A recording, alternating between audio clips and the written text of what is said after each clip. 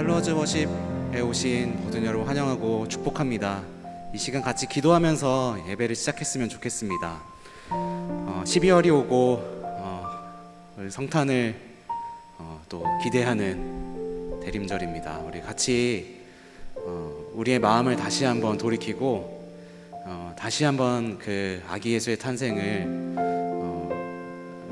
기억하시면서 감사하시면서 우리가 이곳에 있는 이유, 우리가 예배하기 위해 모인 그 마음을 다시 한번 하나님께 올려드리고 예배를 시작했으면 좋겠습니다. 같이 기도하며 예배를 시작했으면 좋겠습니다. 기도하시겠습니다. 사랑이 많으신 하나님, 이곳까지 인도해 주신 하나님의 은혜에 감사를 드립니다. 한 주간의 삶을 돌아봅니다. 하나님, 연약하고 부족하지만 또 그래도 우리를 놓지 않으시고 또 이곳까지 인도해 주셔서 이렇게 예배할 수 있게 하여 주시니 감사합니다. 하나님의 사랑에 감사합니다. 아기 예수의 탄생을 기념하는 성탄절을 또 앞두고 있습니다.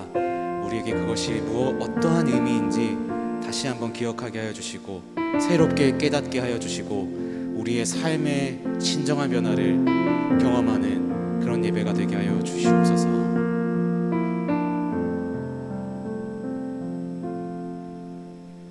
이 모든 기도를 모아 예수 그리스도의 이름으로 기도합니다. 아멘.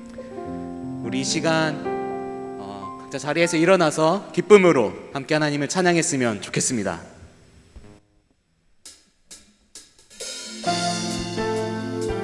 박수치며 우리 주님을 기뻐했으면 좋겠습니다. 기뻐하며 우리 주님을 찬양했으면 좋겠습니다. 아멘.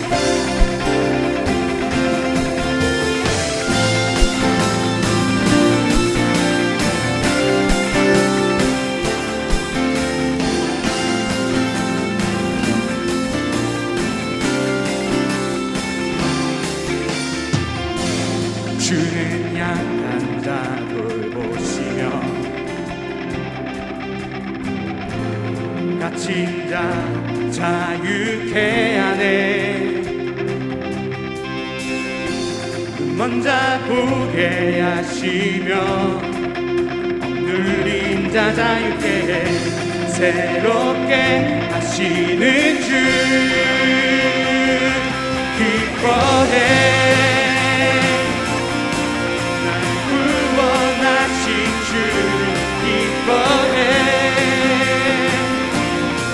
날 자유케 하셨네. 기뻐해. 나의 피난처 되시니 그곳에 달려가 안전하리.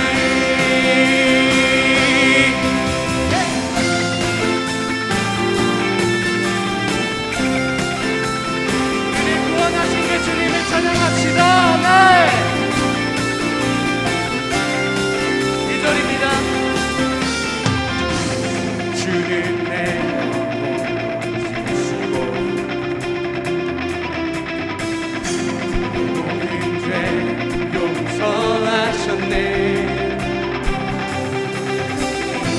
주 얼굴 보게 하시며 주 은혜로 자유케 해 새롭게 하시는 주 기뻐해.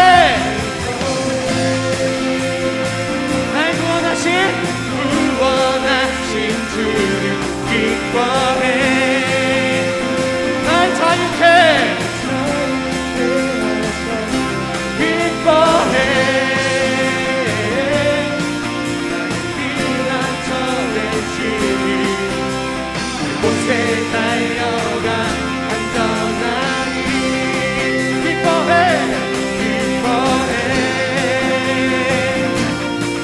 날 구원하신 주를 기뻐해.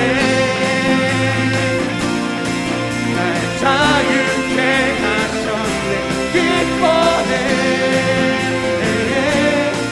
나의 피난처 되시니 그곳에 달려가 안전하리. 한 번 더 기뻐해. 기뻐해. 우리를 구원하셨습니다.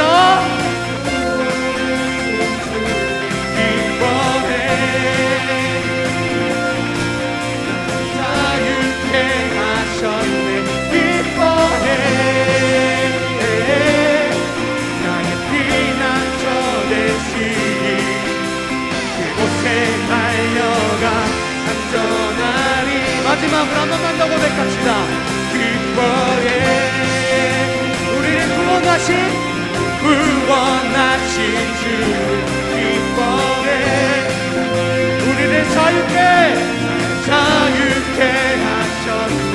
기뻐해.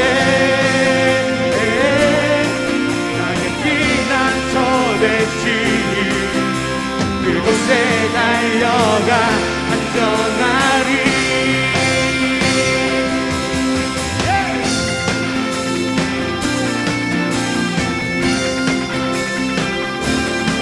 이 시간에 주님께 나아가는 시간 되기를 원합니다. 우리의 삶의 모든 짐을 벗어버리고 우리 주님께 나아갔으면 좋겠습니다. 아멘.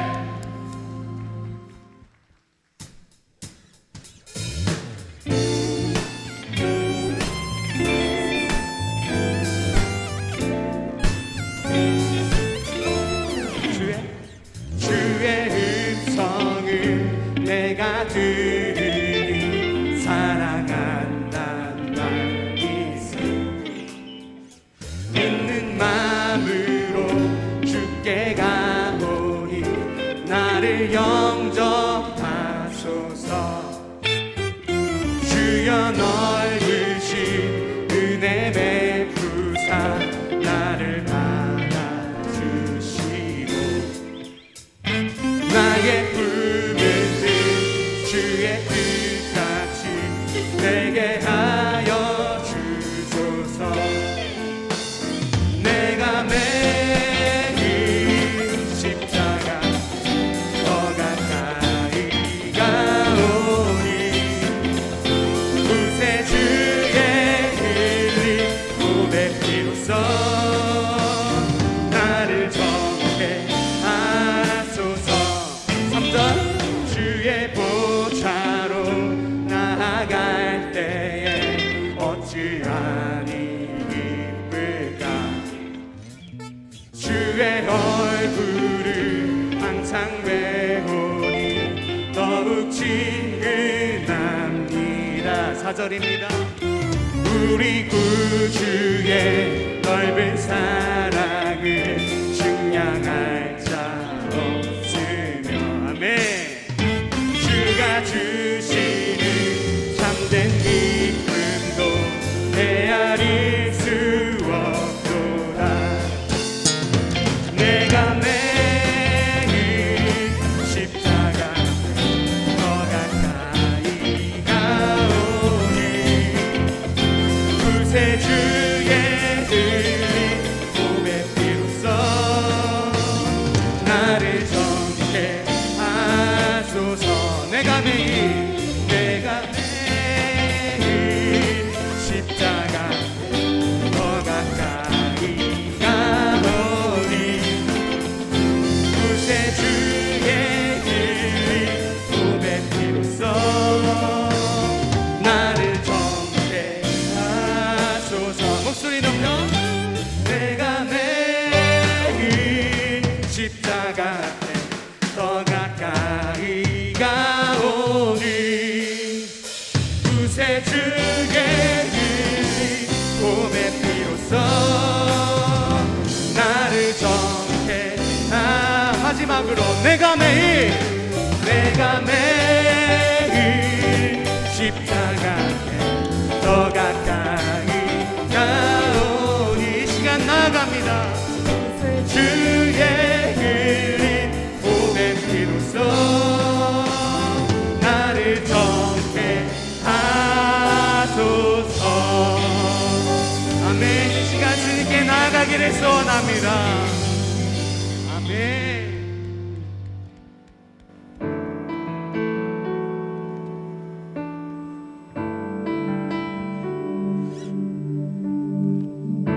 그 주님의 음성을 듣기를 소원합니다.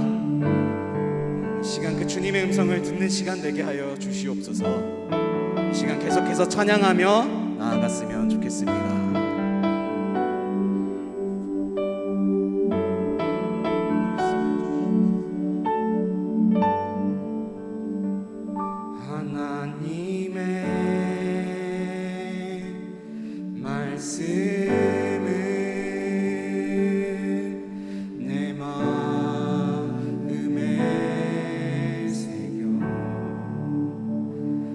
나의 뜻을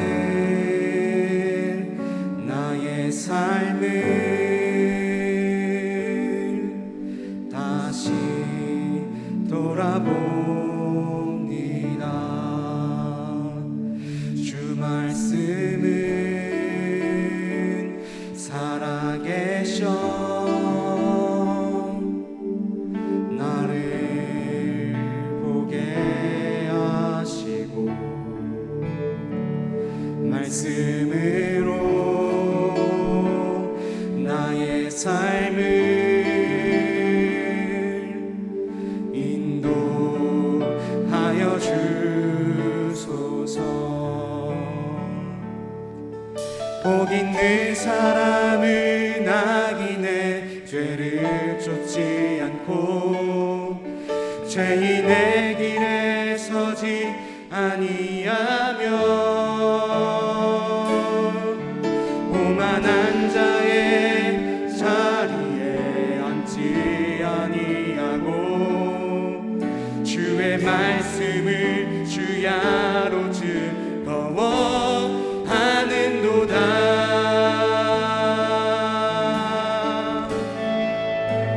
주 하나님 내게 말씀하소서.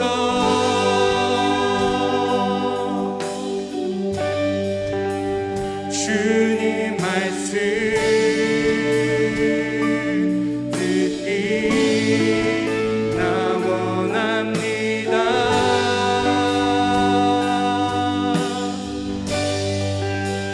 주 하나님 내게 말씀하시네.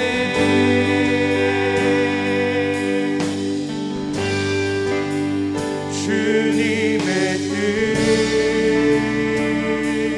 알기 나 원합니다.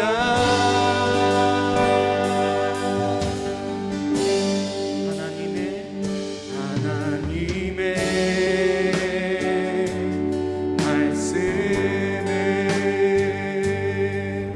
내 마음에 새겨 나의 뜻을 나의 삶을 다시 돌아봅니다. 주 말씀은 살아계셔 우리를 보게 하시고 나를 보게 하시고 말씀으로 우리 모두를 인도하여 주시옵소서. 아멘.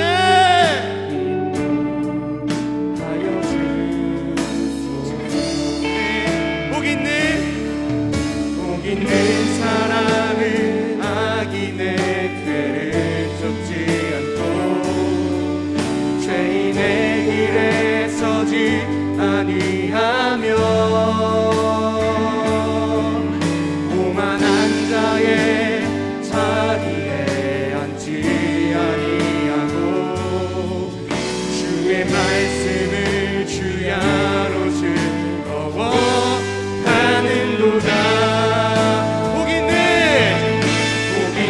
사람은 악인의 길을 쫓지 않고 죄인의 길에 서지 아니하며 오만한 자의 자리에 앉지 아니하고 주의 말씀을 주야로 즐거워하는도다.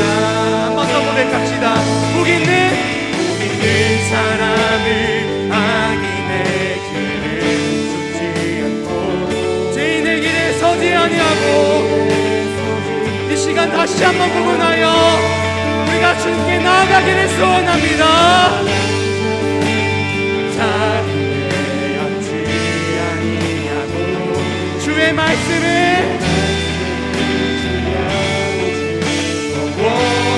하는도다.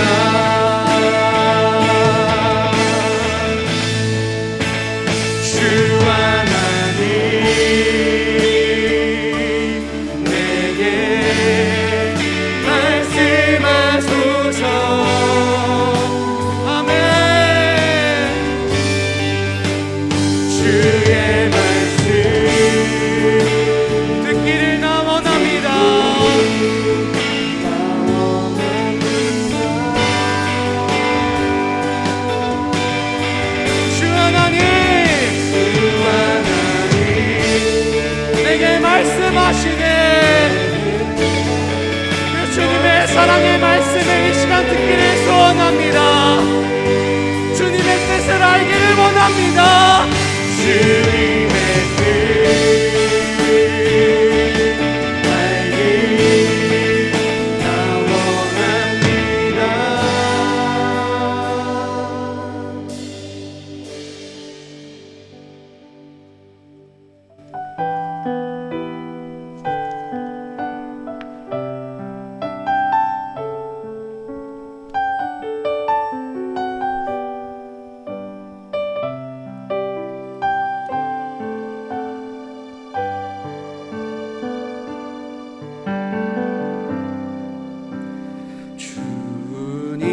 주님은 신실하고 항상 거기 계시네. 주 사랑을 뭐라 할까.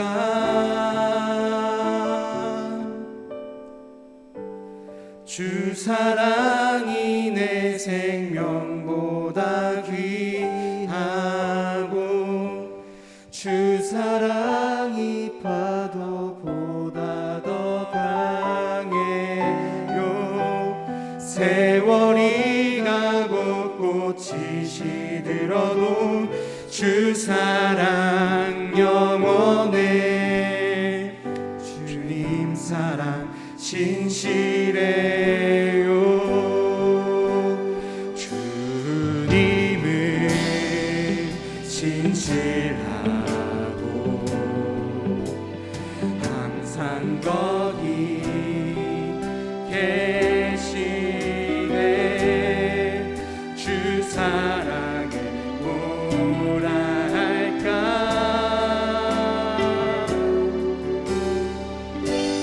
주 사랑이 내 생명보다 귀하고 주 사랑이 파도보다 더 강해요. 세월이 가고 꽃이 시들어도 주 사랑 영원해. 주님 사랑 신실해. 주 사랑이 내 생명보다 주 사랑이 파도보다 더 강해요. 세월이 가고 꽃이 시들어도 주 사랑 영원해. 주님 사랑 신실해.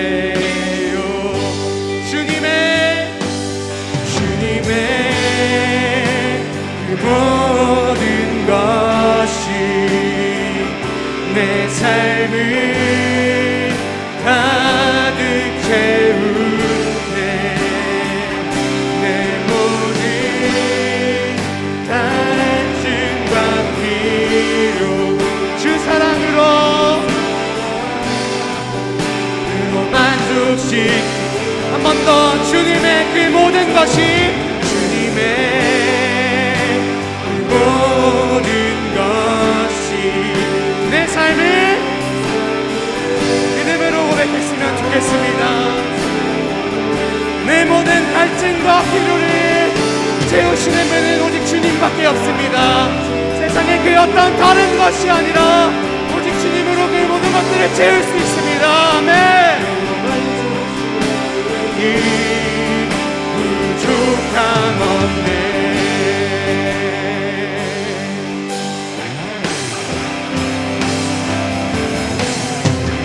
내가 원하는 모든 것보다 부족함 없는 나의 주님. 내가 말하고 하는 것보다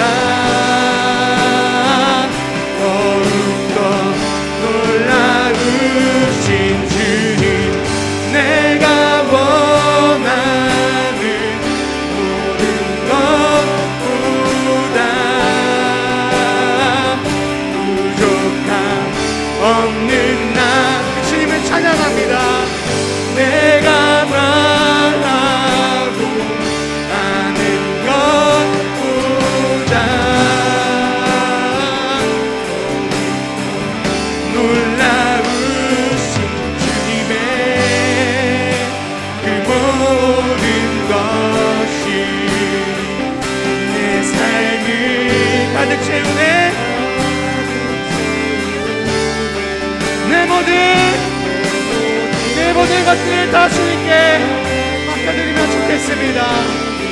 주님께서 더 좋은 것으로 채워주십니다. 한 번 더 고백합시다. 주님의 그 모든 것이 내 삶을 가득 내 모든 말씀과 기도 주 사랑으로 만족시키니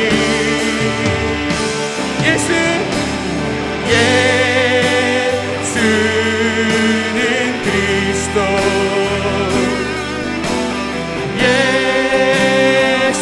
예수는 주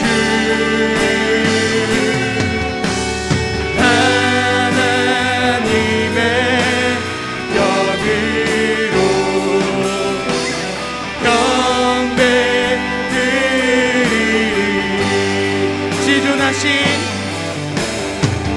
지존하신 주님 이름 앞에 모두 무릎 꿇고 다 경배해 거룩하신 주님 보좌 앞에 엎드려 절하세 예수는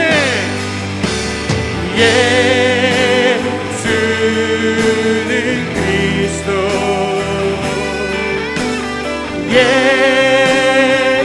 예수는 주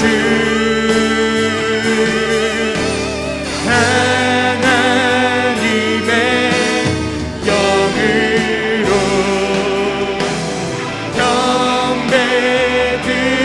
경배드리리 지존하신 주님 이름 앞에 지존하신 주님 이름 앞에 모두 무릎 꿇고 다 경배해 거룩하신 주님 보좌 앞에 엎드려 절하세 예수는 그리스도 예수는 그리스도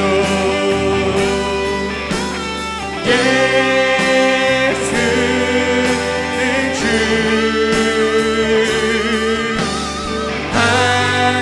하나님의 영으로 경배드리리 예수는 그리스도 아멘 예수는 그리스도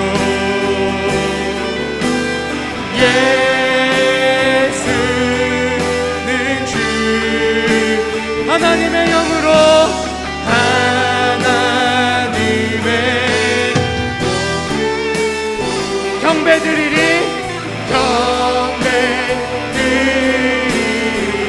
이 시간 우리 문제의 모든 해결책이 되신 그 주님의 이름 앞에 기도하며 나아갔으면 좋겠습니다. 기도하시겠습니다. 사랑이 많으신 하나님 아버지 네 그렇습니다. 하나님 주님은 신실하고 항상 거기에 계심을 고백합니다. 그 하나님의 놀라우신 사랑을 의지합니다. 우리 주님은 그리스도이십니다. 우리의 모든 문제 해결책이 되시며 우리의 문제보다 더 큰 해답을 가지시고 우리를 인도하시는 주님이신 줄 믿습니다. 그 어떤 것도 주님의 사랑에서 우리를 끊을 수 없고 그 어떤 것도 주님을 막을 수 없음을 고백합니다. 주님의 완전하신 계획 앞에 주님의 그 완전하신 사랑 앞에 우리가 나아가기를 소원합니다. 할렐루야.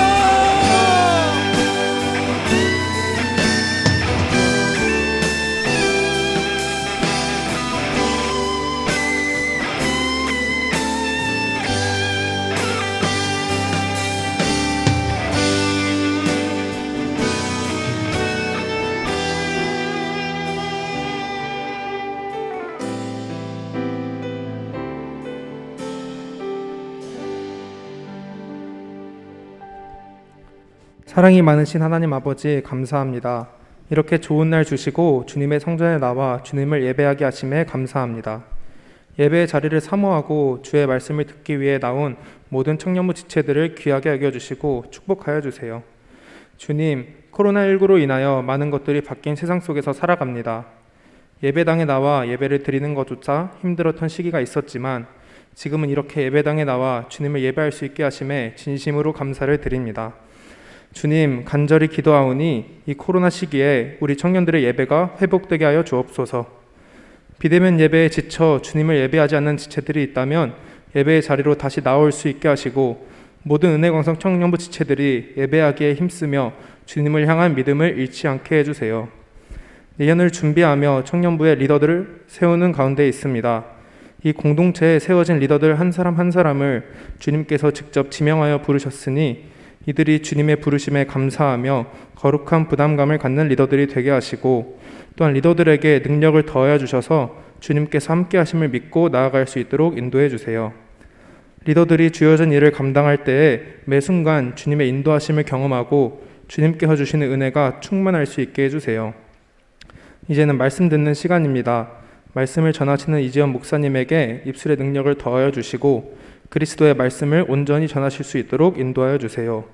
믿음은 들음에서 나며 들음은 그리스도의 말씀으로 말미암았느니라 말씀하셨으니 우리가 주님의 말씀을 들음으로 말미암아 믿음이 더욱 커지게 하여 주시고 말씀을 듣는 귀와 말씀을 깨닫는 지혜를 허락하여 주셔서 예배에 참여한 모든 청년들이 은혜 받고 돌아갈 수 있게 해주세요.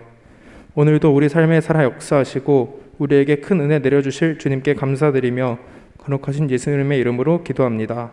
아멘.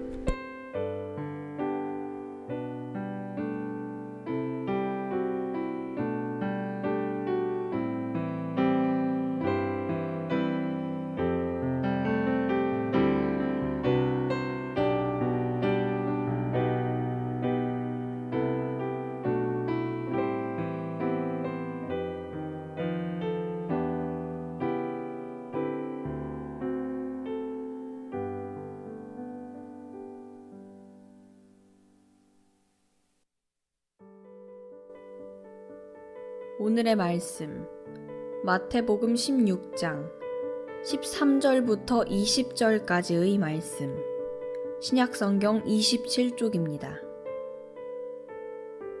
예수께서 빌립보 가이사랴 지방에 이르러 제자들에게 물어 이르시되 사람들이 인자를 누구라 하느냐 이르되 더러는 세례 요한 더러는 엘리야 어떤 이는 예레미야나 선지자 중에 하나라 하나이다. 이르시되 너희는 나를 누구라 하느냐? 시몬 베드로가 대답하여 이르되 주는 그리스도시요 살아계신 하나님의 아들이시니이다. 예수께서 대답하여 이르시되 바요나 시몬아 내가 복이 있도다. 이를 내게 알게 한 이는 혈육이 아니요 하늘에 계신 내 아버지시니라. 또 내가 내게 이르노니 너는 베드로라. 내가 이 반석 위에 내 교회를 세우리니 음부의 권세가 이기지 못하리라. 내가 천국 열쇠를 내게 주리니 내가 땅에서 무엇이든지 매면 하늘에서도 매일 것이요 내가 땅에서 무엇이든지 풀면 하늘에서도 풀리리라 하시고 이에 제자들에게 경고하사 자기가 그리스도인 것을 아무에게도 이르지 말라 하시니라. 아멘. 네, 잠깐 기도하고 하나님 말씀 함께 나누도록 하겠습니다. 하나님 아버지 감사합니다. 주의 귀한 말씀 우리에게 주시어서 지쳐있고 힘들어하는 영혼들에게 다시 한번 살아나는 역사가 있도록 주님 주장하여 주옵소서. 이 말씀이 선포되는 순간순간 각 영혼들 가운데 주여 역사하여 주셔서 성령의 능력을 함께 해주시기를 간절히 소망합니다. 감사드리며 예수 그리스도의 이름으로 기도합니다. 아멘. 네, 오늘 본문의 배경은 이렇습니다. 13절을 보니까요. 예수님께서 가이사라 빌립보라고 하는 지역으로 제자들을 데리고 가시죠. 여기가 어디냐면 예수님께서 주로 활동하셨던 그 갈릴리 호수에서 북쪽으로 약 한 40km 정도 떨어진 그런 곳이에요. 이방 땅입니다. 원래 지명은 이제 파니아, 또는 이제 바니아스라고 불렸는데, 그 헬라의 자연 신들 중에 이제 판이라는 신이 있었는데 그 신이 이 도시에서 태어났다, 그런 이제 유래가 있다 보니 붙여진 이름이에요. 그 외에도 이제 7개의 신전이 있던 곳이 이 가이사랴 빌립보 도시인데, 한마디로 말하면 이제 우상 숭배 도시였던 것입니다. 원래는 굉장히 작은 도시였는데 당시 팔레스타인 북쪽을 관할하던 분봉왕이라고 하는데, 헤롯 빌립 2세가 그곳에 이제 신도시를 개발한 거예요. 그리고 거기에다가 황제 신전을 짓고 그 지역을 이제 봉헌했습니다. 그러면서 도시의 이름에다가 자신의 이름은 빌립을 넣고 황제의 이름 가이사, 시저의 이름을 집어넣어서 빌립보 가이사 이렇게 명명한 겁니다.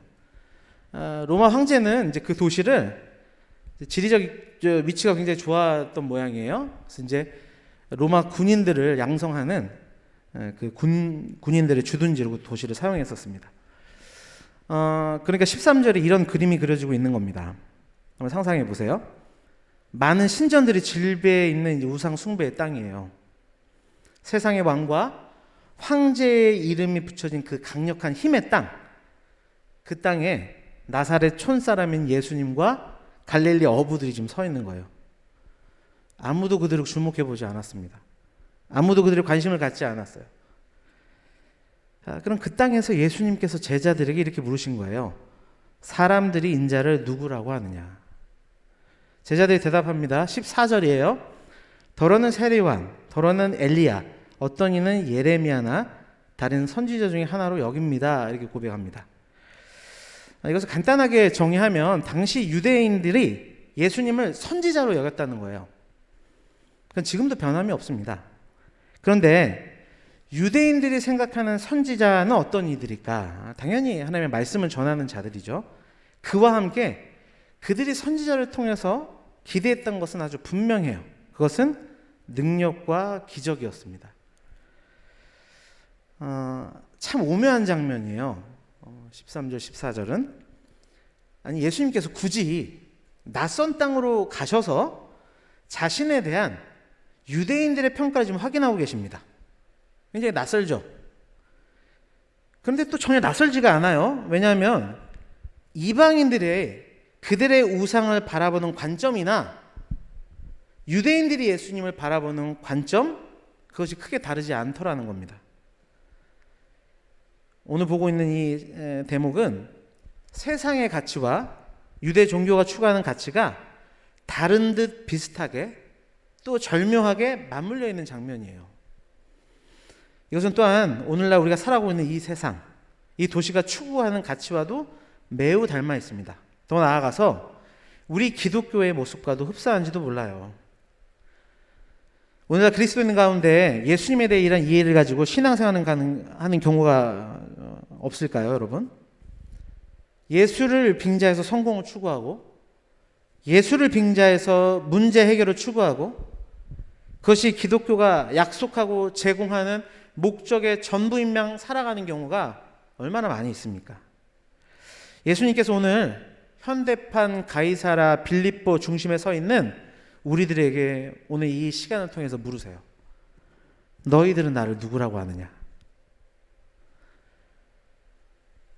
지금 눈에 보는 바와 같이 이 세상은 저마다의 신들, 권력, 학력, 돈, 힘들을 쫓고 있고 많은 기독교인 역시 하나님을 기적의 어떤 내 삶의 무엇을 해결해 줄 수 있는 기적의 도구로, 때로는 윤리 도덕적 교사로, 위대한 성인으로 그렇게 여기며 신앙생활 하는데 너희들은 나를 누구라고 하느냐 묻고 계십니다. 여러분이 스스로에게 한번 이 질문에 대답을 해보시면 좋을 것 같아요. 나에게 예수님은 어떤 존재이신가? 하고 계시죠? 나에게 예수님은 어떤 존재인가? 오늘 본문은 그리스도인이라면 예수님을 이와 같은 분으로 고백할 수 있어야 한다라고 하는 100점짜리 정답이 기록되어 있습니다. 우리 16절 말씀은 다 함께 큰 목소리로 읽도록 하겠습니다. 16절입니다. 시작. 시몬 베드로가 대답하여 이르되 주는 그리스도시요 살아계신 하나님의 아들이시니이다. 아멘. 풀어서 설명해 보자면 하나님의 아들이신 당신은 나의 그리스도이십니다 라는 고백이에요. 특별히 베드로가 예루살렘 성전이나 회당이 아니라 우상 숭배 도시의 한복판에서 이 고백을 했다는 것을 우리는 주목해야 해요. 그러니까 이런 고백입니다. 예수님, 저 수많은 우상들과 황제의 신전에서 인간의 경배를 받는 로마의 황제가 신이 아닙니다. 당신이 신이십니다. 삼권을 장악하고 있는 저 로마의 황제가 우리를 구원해 줄 메시아가 아니라 당신이 우리의 구원자가 되십니다. 여러분, 베드로의 이 고백은 교리적으로 볼 때도 손색이 없는 100점짜리 고백이에요. 기독론의 핵심이 여기에 다 녹아져 있어요. 예수 그리스도의 양성이라고 하죠. 참 신이시자 참 인간이 되신 예수님을 베드로는 지금 고백하고 있어요. 하나님의 아들이라는 것은 성자 예수님이 성부 하나님보다 열등하다라는 개념이 아니에요. 동일 본질이라는 것을 강조하는 겁니다.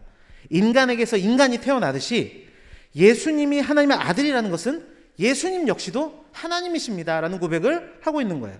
또한 예수 그리스도의 삼중직이라고 합니다.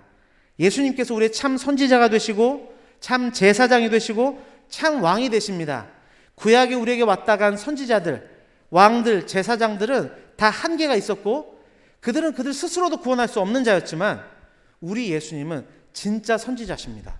진짜 제사장이시고 진짜 왕이 되십니다 라고 하는 고백이 함축되어 있어요. 주는 그리스도이시오 라고 하는 이 고백이. 여러분, 우리 구주 예수님은 참 하나님이십니다. 또한 참 인간이세요. 또 우리 주 예수님은 그리스도가 되십니다. 우리의 구원자가 되세요. 메시아가 되십니다. 아멘이십니까 여러분?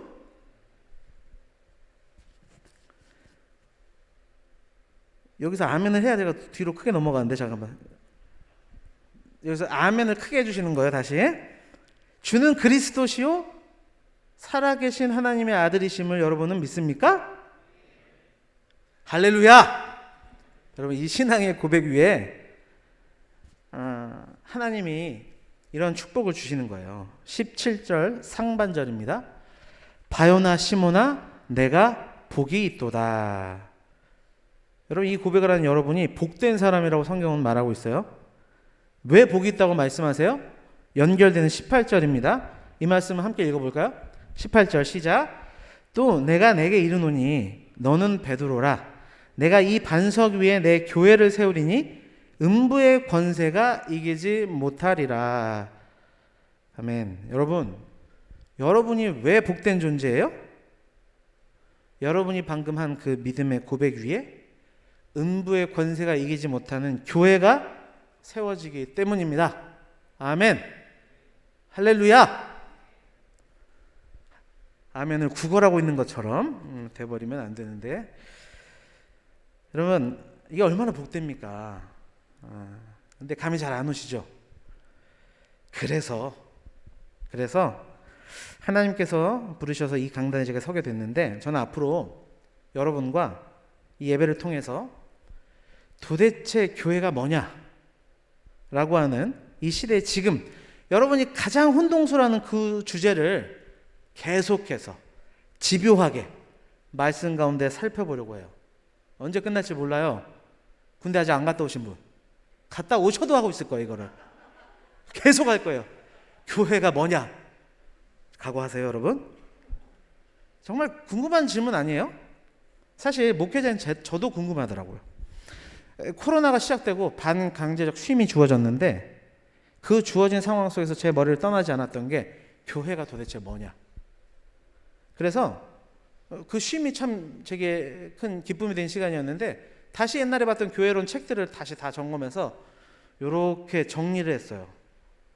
나중에 기회 되면 한번 그것도 보여주고, 보여줄 필요도 없고 말씀 가운데 나누게 될 건데, 여러분, 오늘은 그 첫 번째 시간입니다. 우리가 살펴보고 있는 이 본문은 성경에서 교회, 에클레시아라는 단어가 가장 먼저 등장하는 말씀이에요. 특별히 복음서는 딱 3번밖에 기록이 안 됐어요. 그것도 마태복음에 3번. 오늘 한 번, 다음 주 이제 18장에 이제 2번. 여러분, 성경은 교회가 무엇이라고 이야기하고 있습니까? 오늘 본문에서 음부의 권세가 이기지 못하는 것, 그것이 교회라 말씀하고 있어요. 여러분, 정말 그렇습니까? 맞아요? 그런데 왜? 교회가 이토록 세상의 문매를 맡고 있습니까? 아니, 왜 TV만 틀면은 교회에 대한 부정적 뉴스들이 쏟아져 나오는 거예요? 왜 음부의 권세, 죄의 권세, 사망의 권세가 교회를 흔들고 있냐는 말입니다. 왜 생명력이 넘쳐야 되는 교회에 생명력 없이 주저앉아 있는 모습이 우리들 가운데 많이 보이냐는 거예요. 여러분, 계속해서 교회에 대한 얘기를 하고 있는데 혹시 이 교회를 그냥 건물로 생각하는 분 안 계시죠? 교회는 건물이 아니에요. 조직과 제도도 아닙니다. 여러분이 교회라면서요. 음부의 권세에 이리저리 휘둘리는 삶을 살아가는 이유가 뭐냐는 것입니다. 교회인 내가, 우리가. 이것이 음부의 권세가 이기지 못하는 것이 교회다라고 하는 성경의 이 분명한 진리 앞에 숨길 수 없는 우리의 의문이고, 더 나아가서 우리 안에 여전히 남아있는 정죄함이라는 사실을 저와 여러분이 알고 있어요. 오늘날 교회가 음부의 권세를 이기기는커녕 세상의 조롱거리가 되는 근본적 이유가 무엇일까? 오늘 말씀을 통해서 음부의 권세가 이기지 못하는 교회가 무엇인지, 또 그런 교회는 어떻게 세워지는지 살펴보고 은혜를 받기를 원합니다. 우리 다시 한번 18절 말씀을 큰 소리로 읽겠습니다. 시작. 또 내가 내게 이르노니 너는 베드로라. 내가 이 반석 위에 내 교회를 세우리니 음부의 권세가 이기지 못하리라. 아멘. 음부의 권세가 이기지 못하는 교회는 무엇인가? 첫 번째로, 음부의 권세가 이기지 못하는 교회는 바로 반석 위에 세워진 교회다 말씀하고 있어요. 다시 풀어 설명해 보자면, 반석 위에 세워진 그 교회만이 음부의 권세가 이기지 못한다. 예수님께서 너는 베드로라, 이 반석 위에 내 교회를 세우리니라고 말씀하셨어요. 사실 이 예수님의 말씀이 2000년 기독교 역사 가운데 카톨릭과 개신교를 충돌하게 했던 해석의 분수령이 된 구절이 바로 이 구절이에요. 결국 논점의 핵심이 뭐냐면, 이 반석이라고 하는 부분이 뭐냐는 거예요. 이 반석을 어떻게 해석해야 하냐는 거예요. 여기서 이라고 하는 지시대명사는 문법적 상식선에 놓고 볼 때는 여러분 뭘 의미하는 단어처럼 보이세요? 성경책을 보시면서, 성경책 보시면서 우리는 지금 말씀을 배우는 거니까요. 뭘 지금 지시하는 거예요? 베드로죠. 베드로예요. 그래서 카톨릭은 이 반석을 인물 베드로라고 해석했습니다. 그러면 교회 기초가 누가 되는 거예요? 베드로. 그래서 카톨릭 교회의 초대 교황이 누굽니까? 베드로. 그리고 이런 신학적 논리를 발전시켜서 심지어 교황 무호설까지 만들어내요. 그게 19절과 연결해서 천국 열쇠가 누구한테 있으니까? 베드로. 그래서 여러분 카톨릭 저기 성당 같은 데 가보시면 열쇠를 누가 쥐고 있어요. 그 사람이 베드로구나 생각하면 돼요. 천국 열쇠를 쥐고 있으니까 이 사람만이 무호한 거예요. 그런 논리를 만들어가는 겁니다. 그러나 여러분 잘 아시는 것처럼 이 100점짜리 고백을 하고 난 뒤에 이 베드로에게 어떤 일이 발생하죠? 마태복음 16장 23절 말씀입니다. 예수께서 돌이키시며 베드로에게 사단아 내 뒤로 물러가라. 너는 나를 넘어지게 하는 자로다. 내가 하나님의 일을 생각하지 아니하고 도리어 사람의 일을 생각하는도다 하시고, 예수님께서 지금 베드로를 뭐라고 부르세요? 사단아 너는 나를 넘어지게 하는 자다. 방금까지는 반석이라고 불렀는데 이제 뭐라고 부르는 거예요? 야, 이 걸림돌아 라고 부른 거예요. 반석이 걸림돌이 됐어요. 여러분 이 사건의 배경을 잘 알고 계시죠?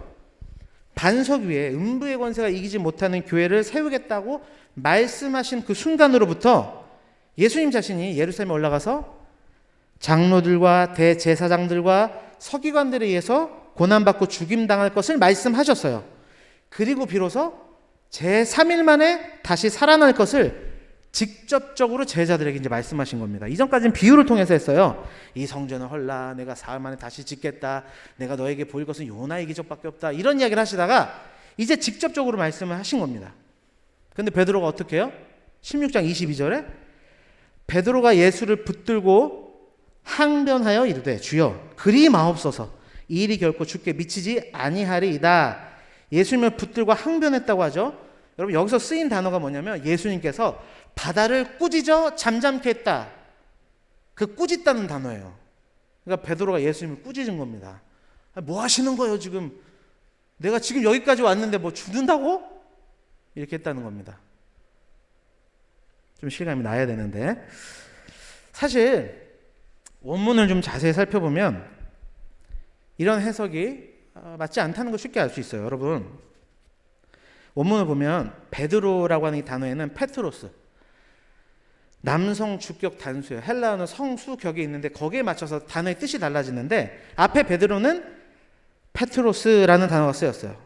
근데 이 뒤에 쓰인 반석은 페트라 여성 명사를 썼습니다. 그래서 우리 개혁교회는 이 반석이 베드로가라는 인물이 아니고 그가 고백한 신앙 고백을 지칭하는 것이라고 해석하고 믿는 거예요.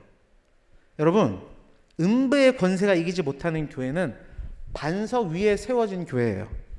그 반석은 하루에 12번씩 바뀌는 사람의 일을 생각하느라 수시로 변하는 내가 아니라요.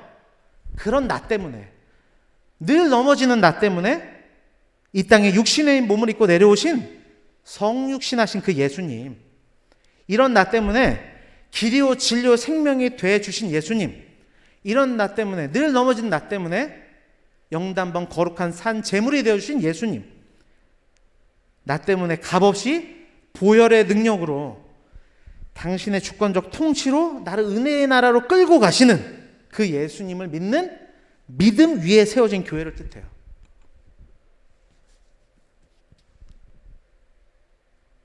여러분 따라서 음부의 권세가 이기지 못하는 교회, 그 교회로 나아가기 위해서 우리 공동체가 반드시 견지해야 될 것이 있어요.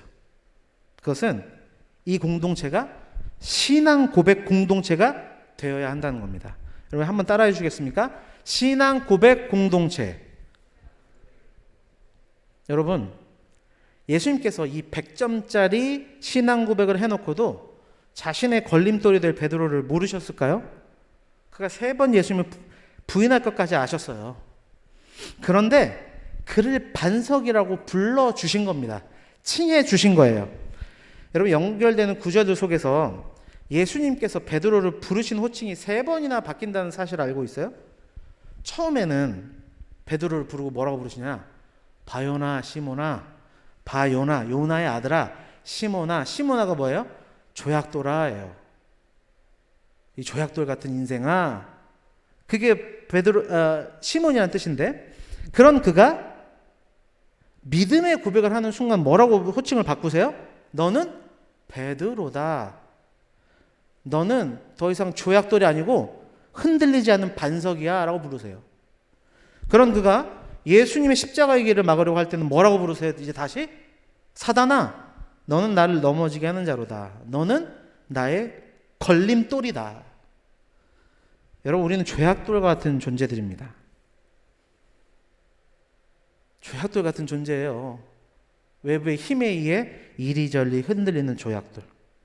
그래서 때로는 하나님의 일을 생각하지 않고 사람의 일을 생각하며 하나님의 길에 걸림돌 같은 역할을 할 때가 있는 것이 바로 우리의 모습이에요. 여기 서 있는 저의 모습이고요. 그게 한 주의 우리의 모습이었고 오늘도 예배를 드리고 있는 이 문을 나가서 또 경험하게 될 우리의 현실의 모습입니다. 여러분 하나님은 그렇게 늘 변하는 우리에게 교회의 기초석이 되라고 말씀하지 않으셨어요. 우리가 아니라 우리의 신앙 고백 위에 주는 그리스도시요 살아계신 하나님의 아들이십니다. 내가 이렇기 때문에 주는 그리스도시요 살아계신 하나님의 아들이십니다 라고 하는 그 고백. 오늘도 말씀을 드리면서 여전히 넘어지고 여전히 부족한 내 모습이 아니라, 연약한 내 모습이 아니라 오늘도 다시 나를 일으켜 세울 수 있는 건 예수님은 나의 그리스도가 되신다. 이 신앙을 붙들고 사는 자들, 그 자들이 반석 위에 세워진 교회고 그 교회만이 음부의 권세가 이기지 못하는 겁니다. 따라서 우리의 공동체는 거짓된 신념, 어줍지 않은 인간의 경험과 지식, 또 그것을 근거한 자만이 아니라 신앙의 적극적 고백이 넘치는 공동체가 되어야 될 줄 믿습니다. 아멘? 여러분, 아멘도 신앙 고백이에요. 아멘? 아멘이에요. 여러분, 예배 때 하나님의 말씀에 적극적으로 반응하는 공동체가 되길 원해요. 아니, 언제부턴가 한국교회 예배 믿음의 생동력 있는 고백들이 사라지기 시작했어요. 저는 영적인 흐름이라고 봅니다.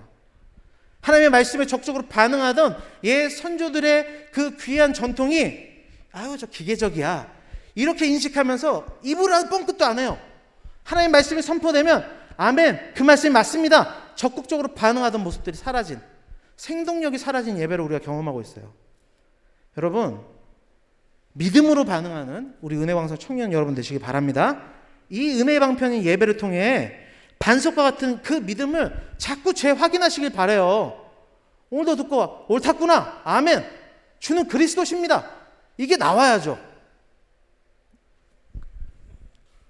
혼내는 건 아니고요. 그러니까 좀 안타까움에 이제 이야기를 하는 건데 그렇게 하는 거예요. 여러분, 찬양도 마찬가지죠. 찬양 가운데 입을 열어 고백하세요. 오늘도 찬양 얼마나 은혜롭습니까? 저 모든 고백이 내 고백이에요. 찬양 한 구절이 나의 신앙의 고백이다. 외치며 찬양하고 박수치고 손을 들고 그렇게 하는 것이 적극적 신앙 고백 공동체의 모습인 겁니다. 여러분, 순모임 가운데서 세상 이야기로 소란하는 순모임이 되지 않길 바라요. 한 주간 내 삶을 이끌어오신 예수 그리스도에 대한 믿음의 고백이 넘치길 바랍니다. 한 주간 하나님이 내게 이런 일을 하셨어, 내가 이렇게 살아가고 있었는데 하나님의 말씀을 통해서 이렇게 나를 깨우쳐주셨다. 이게 신앙 고백 공동체예요. 여러분, 세상에서도 마찬가지입니다. 주는 그리스도시요 살아계신 하나님의 아들입니다, 하나님의 아들이십니다. 이런 삶을 증거하는 삶으로 나아가는 거예요. 여러분, 이것이 음부의 권세가 이기지 못하는 반석 위에 세워진 교회의 모습입니다. 우리 은혜왕성교회 청년부 공동체가 이런 신앙 고백 공동체가 되기를 주님의 이름으로 축원합니다. 두 번째로, 음부의 권세가 이기지 못하는 교회는 어떤 교회냐? 예수님이 주인 되신 교회예요. 18절을 보면 이 반석 위에 내 교회를 세우리니 라고 말씀합니다. 여러분, 교회의 주인은 예수님이십니다. 너무 당연한 고백이죠. 교회를 다니는 사람들 치고 교회의 주인이 예수님이라고 하는 그 고백을 하지 않는 사람은 거의 본 적이 없어요. 그러나 실제로 교회의 주인이 어떤 사람이거나 다른 무엇이 될 때가 적지 않다는 것을 우리는 너무나 잘 알고 있잖아요. 그리고 그게 나라는 거 여러분 잘 알고 있잖아요. 어떤 교회는 목회자가 주인인 것처럼 여겨지는 교회가 있어요. 하나님을 생각하고 하나님의 말씀을 순종하기 위해서 세워진 말씀의 리더, 말씀이 있기 때문에 리더가 된 거예요. 말씀의 리더인 목회자의 의견이 존중되고 그것을 따르는 것은 아주 성경적이고 귀한 일입니다.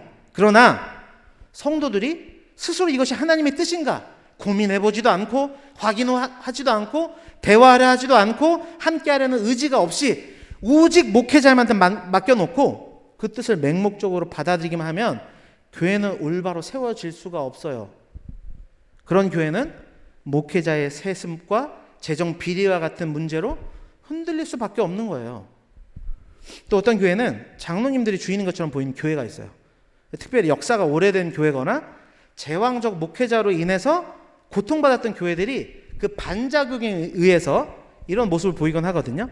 그런데 그러면서 내가 교회를 가장 잘 알고 내가 교회를 가장 많이 사랑하고 내가 그걸 누구보다 자부할 수 있어, 그렇게 자부하면서 모든 결정의 중심에 꼭 자신이 있어야 된다고 생각하게 되는 그런 흐름이 발생하면 그런 교회는 정확한 특징이 하나 있어요. 다음 세대들이 세워질 수가 없어요. 또 어떤 교회는 성도들이 교회의 주인인 것처럼 보여요. 갈수록 이런 교회가 좋은 교회라는 생각이 좀 지배적인 듯해요. 혹시 여러분 중에도 그런 생각을 가지고 계신 분이 있지 않나 좀 돌아보셨으면 좋겠는데, 여러분 분별할 수 있어야 합니다. 이런 교회는 모든 결정의 최우선의 기준이 뭐가 되냐? 성도들이 좋아하는가, 이게 다수가 원하는 건가? 이게 최우선이 된다는 거예요. 그것을 지향하다 보면 하나님의 말씀을 분명하게 선포해야 하는 이 강단에서조차 이 질문을 하게 되는 거예요. 성도들이 과연 이 메시지를 좋아할까? 그러면서 그들에게 부담 주지 않는 메시지를 전하는 것이 어느덧 설교의 목표가 돼버리죠. 그런 교회는 희망이 없어요. 왜요? 강단에서 분명한 하나님의 기준이 선포되지 않으면 성도들은 각각 자기 소견에 옳은 대로 행할 수밖에 없어요. 왜요? 우리는 다 양 같아서 각기 제 길로 갈 수밖에 없는 존재들이거든요. 여러분, 교회의 1차적 목적은 성도들의 만족이 있지 않아요. 교회를 다니면 성도가 행복해지지 않는다는 이야기가 아니라 성도의 진정한 행복은 하늘의 뜻이 이 땅 가운데 이루어질 때 비로소 경험하게 되는 거예요. 어떤 교회는 돈이 교회 주인처럼 보이기도 해요. 이런 교회 특징은 뭐냐면 무슨 일을 하든 어떤 일을 결정하든 돈을 먼저 생각합니다. 돈이 움직이면 교회가 움직이고 돈이 움직이면 멈추면 사역이 멈춰요. 그러니까 돈을 불기둥, 구름기둥으로 생각하는 거죠. 물론 우리는 사명을 감당하면서 주께서 맡겨진 재정을 잘 돌아보고 건전하며 균형 있게 이것을 관리할 의무와 책임이 우리에게 있습니다. 그러나 돈이 교회의 모든 결정과 선택의 핵심이 되어서는 안 돼요. 여러분, 지난 교회 역사를 바라볼 때 신실한 하나님의 사람들은 그들이 당면한 문제 앞에 우리에게 돈이 있는가? 라고 질문하는 것을 가장 앞세운 것이 아니에요. 그들에게 중요한 것은 무엇이었어요? 과연 이것이 주님의 뜻인가? 그렇게 무엇보다 기도하기에 힘썼어요. 회의하기 전에 기도 먼저 했다니까요. 기도. 그리고 그것이 하나님의 뜻이라는 확신이 주어질 때 자기의 부족함도 연약함도 생각하지 않고 재정도 생각하지 않고 달려간 거예요. 지금의 교회는 바로 그 믿음의 걸음으로 세워진 것입니다. 이것이 예수님이 주인된 교회의 참 모습이에요. 오늘날 교회가 음부의 권세를 이기기는커녕 조롱거리가 되는 근본적 이유가 무엇인지 아세요, 여러분? 교회의 주인이 예수님이 아니기 때문이에요. 입술에 고백만 무성하지 다 내가 주인이에요.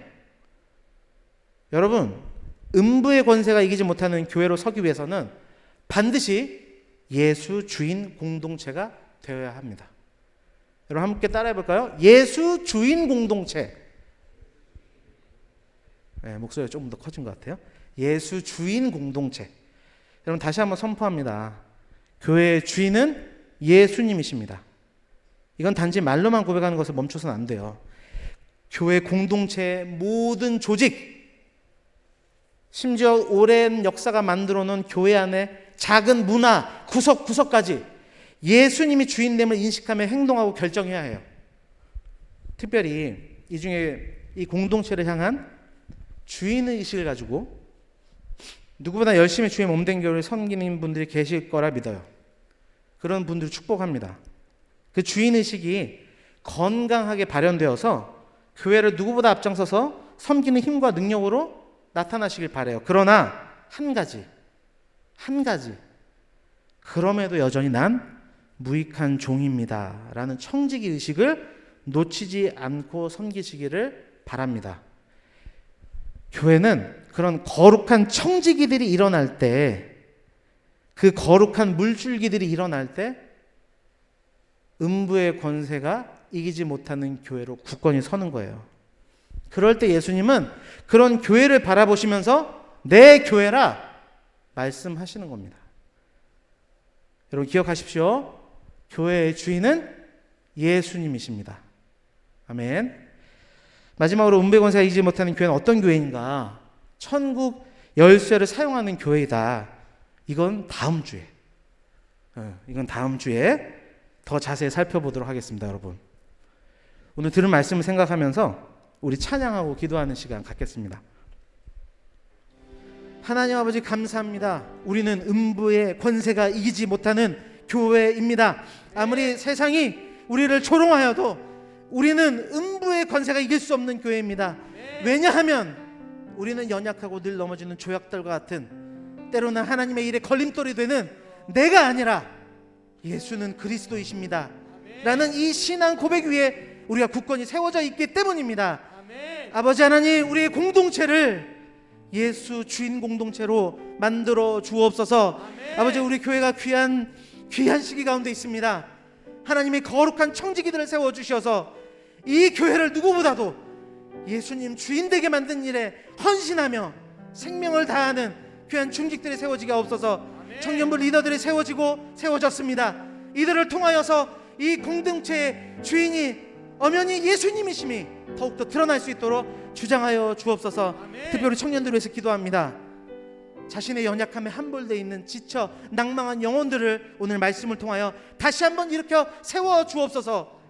자신의 존재가 연약한 조약돌이 아니라 반석이란 사실을 믿고 믿음으로 세상으로 나아갈 수 있도록 주장하여 주옵소서.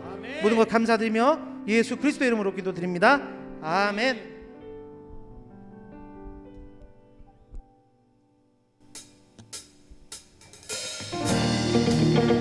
찬양하시며 준비하시는 헌금 드리는 시간 가지도록 하겠습니다.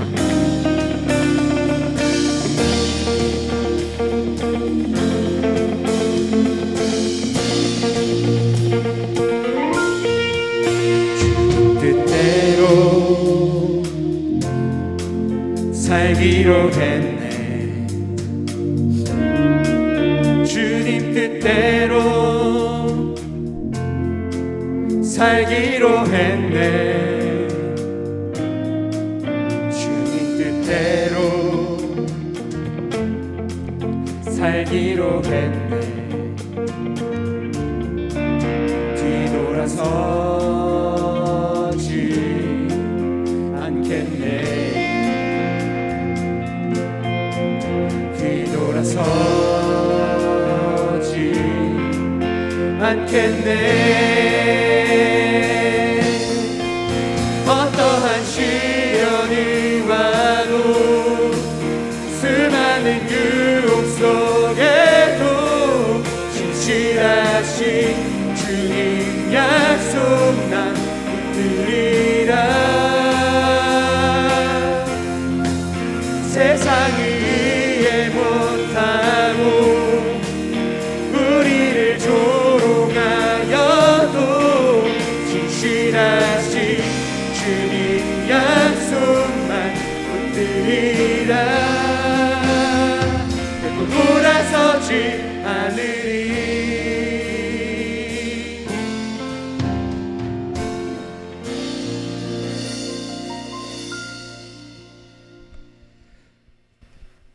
하나님, 헌금을 드리는 것은 세상의 돈이 내 주인이 아니라 주님이 나의 주인이십니다라는 신앙의 고백입니다. 그렇게 드려진 이 예물을 통하여 하나님 나라가 확장될 수 있기를 원합니다. 특별히 이 공동체 안에 하나님 앞에 물질을 드림이 인색한 손길들이 있다면 주여 깨닫게 하셔서 예수님이 주인이라는 사실을 물질로 먼저 고백할 수 있도록 도와주십시오. 아버지 하나님, 이 물질이 쓰이는 곳마다 하나님 나라가 확장될 줄 믿습니다. 이 물질이 쓰이는 곳마다 음부의 권세가 이기지 못하는 교회가 굳건히 서게 될 줄 믿습니다. 감사드리며 예수 그리스도의 이름으로 기도드립니다. 아멘. 네, 교회 광고 하겠습니다.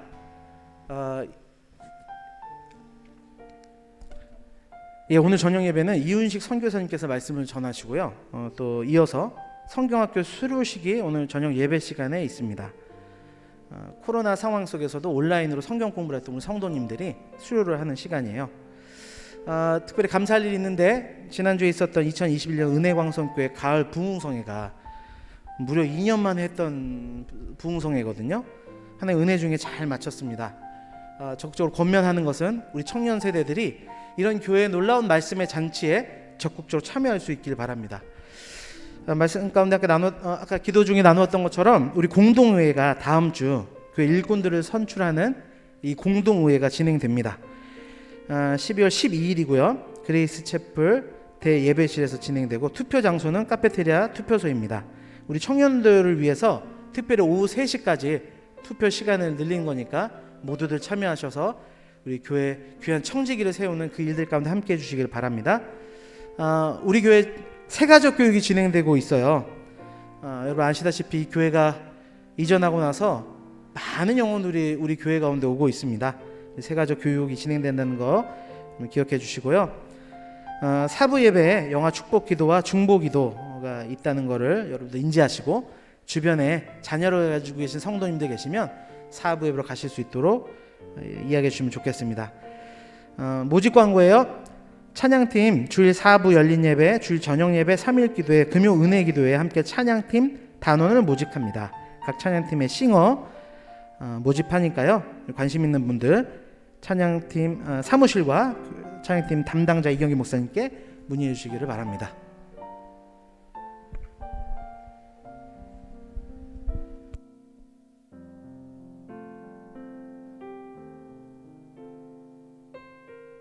네, 안녕하세요. 12월 청년부 광고를 맡은 청년 1부 회장 권호혁입니다. 네, 광고를 시작하기 앞서서 오늘 축복할 지체들이 되게 많은데요. 먼저 처음으로는 저희 은혜광성교회 처음 오신 새가족분들이 오늘 많이 오셨어요. 한 6분 되는 분들이 오셨거든요. 그래서 새가족분들 한번 손 한번 들어봐 주실 수 있나요? 되게 6명이나 돼서 많이 오셔가지고 누구 하나를 지목하기가 되게 어려워요. 보통 뒤쪽에 많이 계시는데 손 한 번만 잠깐 부끄러우시더라도 그냥 어디에 새가족이 있구나 정도는 알 수 있게 네네 저쪽에 계십니다. 뒤쪽에 이 새가족분들을 환영하는 의미로 다 같이 손을 뻗어가지고 축복하도록 하겠습니다. 하나님의 사랑이 당신의 삶 가운데 가득하기를 축복합니다. 하나님의 은혜가 우리 가운데 가득하길 기도합니다. 네, 새가족분들은 끝나고 지금 이 자리에 앉아 계셔 주시면은 저희 새가족 담당 지체들이 가서 안내를 도와드리도록 하겠습니다. 예배 후에 지금 자리에 앉아서 기다려 주시면 감사하겠습니다. 네, 이제 두 번째로 축복할 지체들은요. 18개월간의 군 생활을 마치고 조금 조기 전역했지만 무사히 군대를 마치고 전역한 지체들이 2명 있어요. 먼저 99 동기의 정창규 형제님, 그리고 00 동기의 김주현 형제님은 오셨다가 잠시 일이 있어서 먼저 가신 것 같아요. 그래서 정창규 형제님 자리에서 일어나 주실 수 있을까요? 네, 전역을 축하하는 의미로 또 손을 뻗어서 저희 축복하도록 하겠습니다.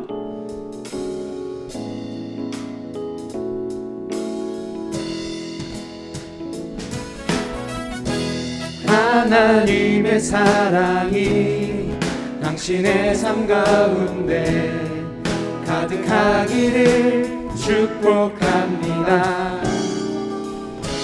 하나님의 은혜가 우리 가운데 가득하길 기도합니다. 무사히 전역한 걸 축하드리고 앞으로 또 이제 사회에 나와서 함께 신앙생활 잘했으면 좋겠습니다. 저희 또 이제 마지막으로 축복하고 싶은 분이 계신데 여기 뒤에 계시는 이재원 목사님 또 3년 만에 또 다시 청년부로 돌아오셨는데 여러분들께 먼저 인사를 못 드리고 오늘 설교 자리에서 뵙지만 우리 정식으로 소개하자면 이제 청년 2부를 담당해서 사역해 주시기로 하셨습니다. 우리 이재원 목사님을 향해서 손을 뻗어서 축복하도록 하겠습니다. 주의 부르심 따라 당신의 삶을 드릴 때 세상은 당신 안에서 주의 영광 보리라. 이 세상을 이길 주님의 군사 되어 이 세상을 섬길 주님의 손가발 되어 영원한 하나님의 나라 함께 세워가리. 네, 앞으로 또 청년 2부 또 청무 연합해서 잘 맡아주시기를 또 이재원 목사님 위해서 함께 기도하도록 하겠습니다. 네, 그럼 이제 본격적으로 청년부 광고를 시작해 보도록 하겠습니다. 먼저 공통 광고로는요, 저희 청년부 연합 기도회가 매주 토요일 오후 8시에 줌을 통해서 있어요. 그래서 어제도 진행을 했는데 청년 1, 2부 연합으로 함께 기도 제목을 가지고 중보하는 기도회를 하니까요. 언제든지 줌 링크로 조장님들을 통해서 줌 링크로 들어오셔서 함께 기도하는 데 힘쓰는 청년부가 됐으면 좋겠습니다. 네, 청년 1부 광고사항 광고하겠습니다. 지난주 청년 1부 총회가 은혜 중에 끝냈습니다. 세워진 임원들을 위해서 우리 함께 기도하면 좋겠습니다. 그리고 이제 여기 삽지에는 없는데요. 오늘은 예배 후에 12월 개관교육이 있습니다. 온라인 줌을 통해서 개관교육 강의를 들으시고 이후에 교회 각 조별로 저희가 모임 장소를 배치를 해놨는데 조장님을 통해서 안내를 받으셔서 정해진 장소에서 오프라인으로 모임을 진행하시면 되겠습니다. 그리고 다음 주는 청년 1부 1년 동안 저희가 열심히 모아온 달란트를 가지고 달란트 잔치가 있습니다. 지하 2층에 있는 유아부, 영아부, 유치부에서 진행할 예정이고요. 자세한 광고 내용은 밴드를 통해서 확인하시면 되겠습니다. 네, 청년 2부 광고입니다. 청년 2부는 예배 후에 오늘 총회가 있습니다. 총회는 지하 3층 소년부실에서 진행이 되는데요. 다들 끝나고 어디 가지 마시고 내년을 위해서 우리 청년 2부를 위해서 함께 총회에 참석하셨으면 좋겠습니다. 그리고 다음 주는 청년 2부는 순모임으로 진행됩니다. 네, 그러면 이상으로 청년부 광고를 마치도록 하겠습니다. 감사합니다.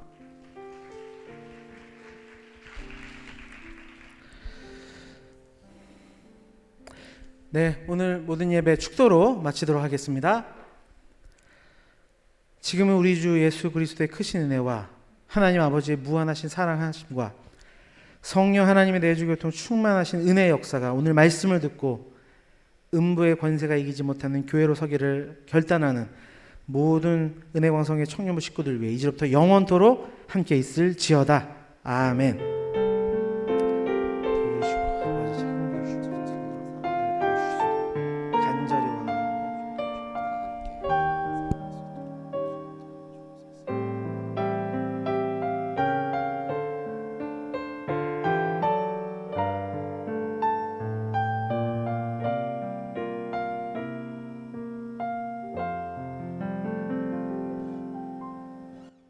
자리에 일어나서 파송 찬양하심으로 세상 가운데 나아갔으면 좋겠습니다.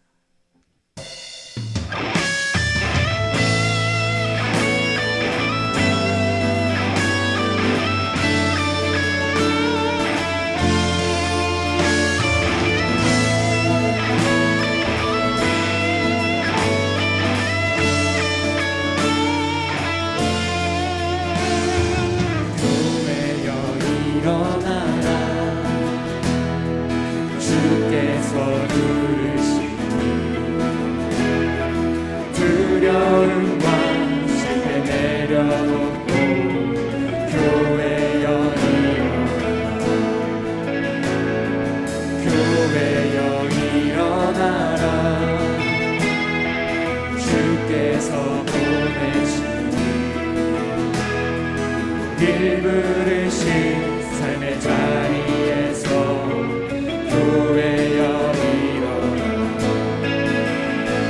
우린 세상의 빈 어둠을 밝히는 하나님의 편지 주를 나타내는 주의 교회 통해 우리 통 세상이 주를 보리라.